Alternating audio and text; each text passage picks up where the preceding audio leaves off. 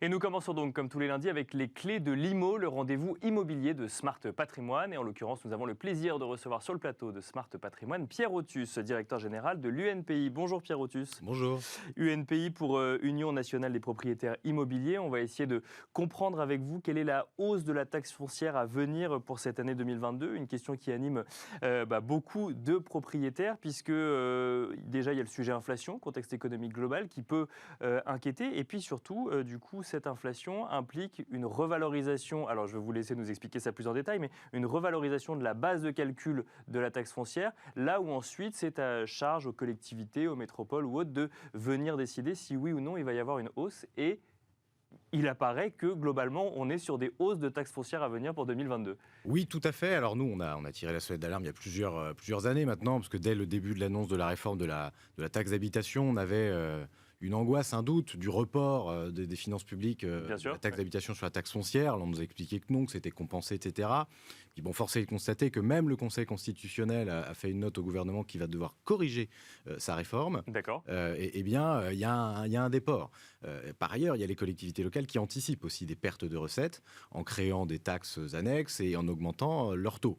Alors jusqu'ici, en plus, il y a eu les élections municipales en 2020, les taux, la hausse baissait un peu, mais on était toujours sur une petite hausse. Et puis, là, ça repartirait. Il y a deux effets. On dit il y a l'effet base, ce dont vous parliez, l'effet des valeurs locatives, et puis l'effet taux qui est voté par les collectivités territoriales.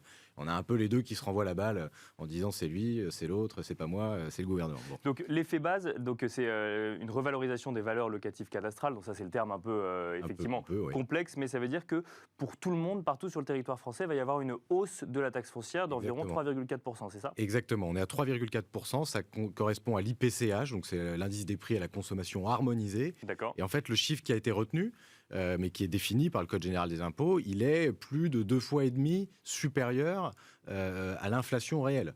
On est sur une inflation à 1,6 ou 1,8, je crois, et l'IPCH, la revalorisation des bases a été admise pour 3,4%. Donc ça, c'est simplement sur la valeur locative, la base. Et derrière, les collectivités pourraient d'ailleurs tout à fait décider, certaines petites communes l'ont fait d'ailleurs, des taux à la baisse pour compenser cette revalorisation c'est possible, des bases. C'est vrai qu'on n'a pas l'habitude, mais oui. Bien sûr, si vous avez un taux à 15, vous pouvez passer un taux à 12 pour essayer de compenser, compenser cette hausse, et que certains maires nous ont écrit pour nous dire, regardez, nous on a fait ça pour préserver le pouvoir d'achat des propriétaires de notre commune, etc., etc. Bon, force est de constater que là, ça repart avec un sacré coup d'accélérateur. On a les bases revalorisées, c'est le plus grand chiffre de revalorisation depuis 40 ans. D'accord. Et on a des taux qui commencent à être votés, et on fait le relevé parce qu'on n'a pas la compilation qui est faite par Bercy plus tôt au mois d'août sur l'année précédente. Là, on a les taux contemporains qui commencent à nous remonter par nos chambres de propriétaires partout sur le territoire et par les propriétaires, nos adhérents. On a des 15-20% d'augmentation des taux au global. Municipaux, pas global, sur certaines communes. On n'a pas encore pu je veux dire, au global, le nouveau taux de taxe, une augmentation de 20%. Augmentation du taux. Donc si vous aviez un taux à 20, il augmente de 15%. D'accord. On ne passe pas à un taux de 15% qui s'applique sur la valeur locative, c'est une augmentation du taux de 15%. D'accord. Donc ici et là, dans des villes plutôt métropolitaines comme Tours ou Marseille, on a déjà effectivement les remontées de ça. Et nous, ça nous inquiète tout particulièrement parce qu'on entend ici et là que oui, l'inflation est là, donc les loyers vont augmenter avec l'indice de relèvement des loyers, l'IRL. Sauf que l'IRL, qui est calé, lui, sur une inflation réelle, eh bien, il augmente ne va pas augmenter que les taxes. Donc au final, nous avons bien un déport d'augmentation minime de loyer, et dans tous les territoires, vous ne pouvez pas forcément l'appliquer, enfin les propriétaires ne l'appliquent pas, que vous soyez dans l'encadrement des loyers d'ailleurs, ou dans des communes où les loyers au global n'augmentent pas, l'offre et la demande ne vous permettent pas d'augmenter votre loyer, eh bien vous allez quand même payer votre taxe foncière et donc financer et participer à la collectivité publique. Les propriétaires en sont très ravis, sauf qu'à un moment, ils nous disent stop, ça ne fonctionne plus, on a besoin de modération. Mais alors, ça s'explique comment ces hausses à venir et cette hausse généralisée? Alors après, effectivement, les niveaux de hausse ne sont pas toujours les mêmes. C'est selon vous vraiment parce qu'il y a une suppression de cette taxe d'habitation? Puisque du coup, le gouvernement a dit quand même on compensera à l'euro près. Donc il n'y a pas de baisse de chiffre d'affaires, ou je ne sais pas si on peut dire ça dans la collectivité publique, mais il n'y a pas de baisse de revenus finalement des municipalités. Et pour autant, il y a une taxe foncière qui augmente. Il y a trois choses. Il y a cette fameuse réforme de la taxe d'habitation. Certaines communes n'ont pas augmenté, n'ont pas anticipé ces hausses, etc. Mais il y a une angoisse au niveau des collectivités territoriales, et je pense qu'il faut l'entendre. dans les faits, même le Conseil constitutionnel s'y met, dit attention, il y a un fort risque où il y a déjà un début de déport des ex-recettes taxe d'habitation, même compensées à l'euro près. Je ne vais pas rentrer dans le détail, mais mécaniquement, c'est pas exactement ça non plus. Ouais. En gros, le gouvernement, l'État a dit on compense aux collectivités, on veut bien les croire, il n'y a pas de problème. Donc ça, c'est le premier facteur d'inquiétude.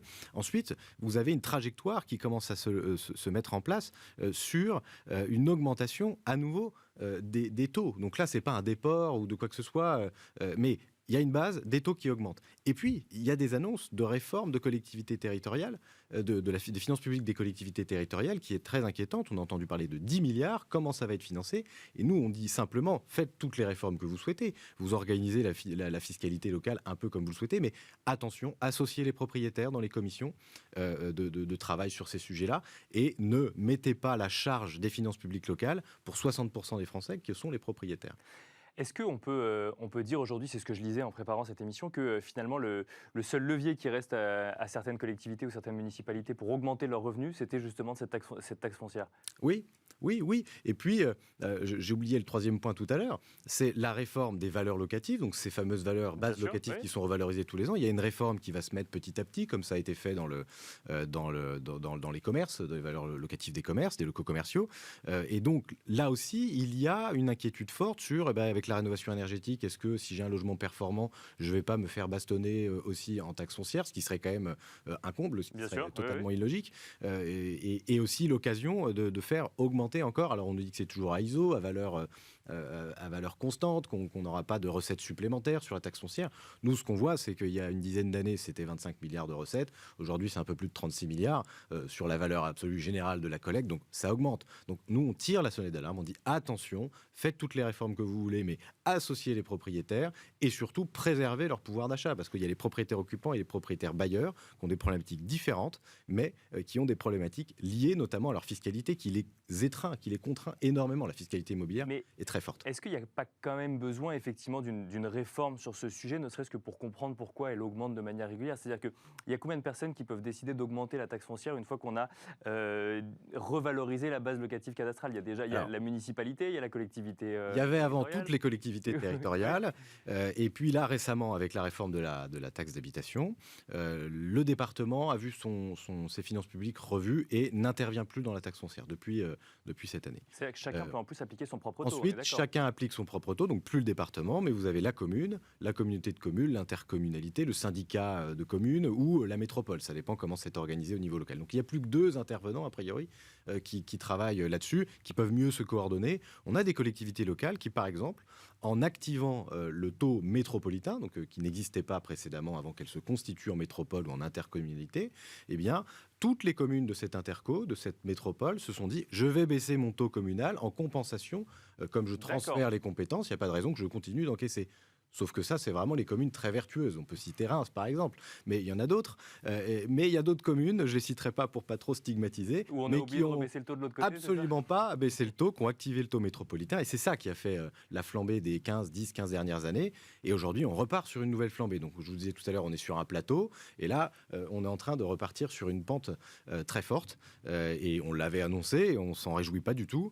Et on va faire en sorte, nous, d'alerter, de continuer d'informer les propriétaires, les copropriétaires, occupants, bailleurs et les élus locaux de l'impact de ce qu'ils votent. Parce que parfois, ils ne voient pas systématiquement l'incidence que ça a en disant j'augmente un petit peu la taxe foncière, après tout, c'est les propriétaires, ils ont de l'argent, etc.